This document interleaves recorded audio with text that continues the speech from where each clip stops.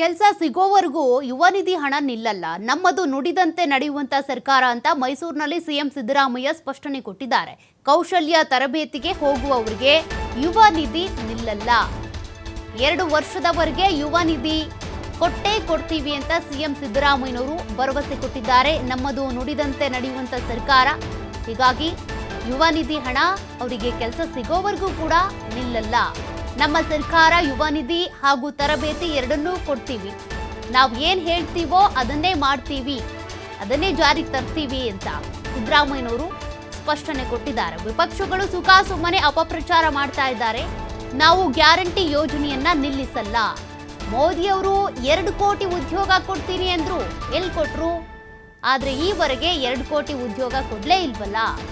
ಆದ್ರೆ ನಾವು ನುಡಿದಂತೆನೆ ನಡೀತಾ ಇದ್ದೀವಿ ಅಂತ ಸಿಎಂ ಸಿದ್ದರಾಮಯ್ಯನವರು ಈ ಯುವ ನಿಧಿಗೆ ಸಂಬಂಧಪಟ್ಟಂತೆ ಕೆಲ ವದಂತಿಗಳು ಏನು ಹರಡ್ತಾ ಇದ್ದಾವೆ ಅದಕ್ಕೆ ಒಂದು ಕ್ಲಾರಿಟಿ ಕೊಟ್ಟಿದ್ದಾರೆ.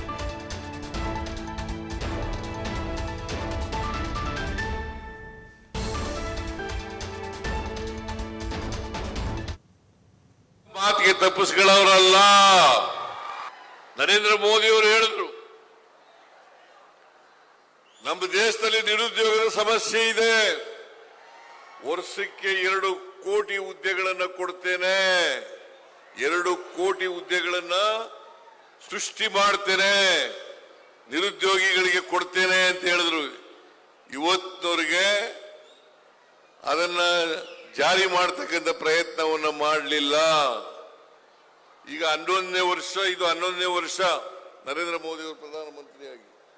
11 ವರ್ಷದಲ್ಲಿ 20 ಕೋಟಿಗೂ ಹೆಚ್ಚು ನಿರುದ್ಯೋಗಿಗಳಿಗೆ ಉದ್ಯೋಗವನ್ನು ಕೊಡಬೇಕಾಗಿತ್ತು, ಕೊಡಲಿಲ್ಲ.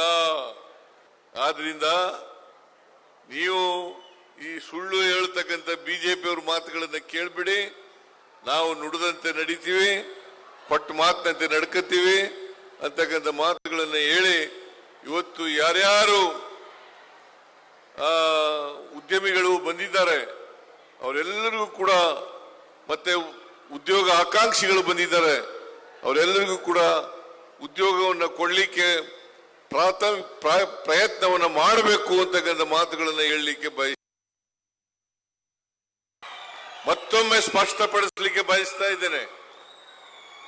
ಏನಾದ್ರು ನಿಮಗೆ ತಪ್ಪು ಮಾಹಿತಿ ಇದ್ರೆ, ತಪ್ಪು ತಿಳುವಳಿಕೆ ಇದ್ರೆ, ಕೌಶಲ್ಯ ತರಬೇತಿಗೆ ಹೋದ್ರೆ ನಮಗೆ ಯುವ ನಿಧಿನಲ್ಲಿ ಬರ್ತಕ್ಕಂಥ ಅನುದಾನ ನಿಂತೋಗ್ತದೆ. ಅದು ಸುಳ್ಳು. 2 ವರ್ಷ ನಾವು ಕೊಟ್ಟೇ ಕೊಡ್ತೀವಿ.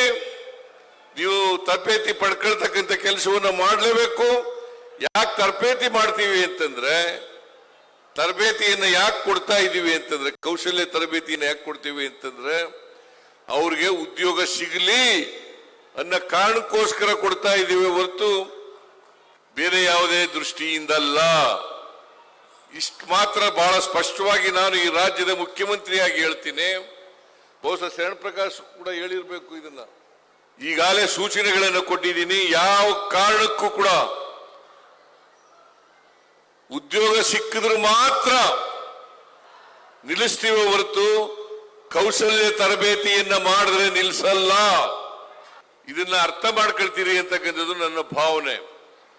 ನಮ್ಮ ಸರ್ಕಾರ 2 ವರ್ಷದಲ್ಲಿ ಯುವ ನಿಧಿಯನ್ನೂ ಕೊಡ್ತೀವಿ, ತರಬೇತಿಯನ್ನೂ ಕೊಡುತ್ತೇವೆ.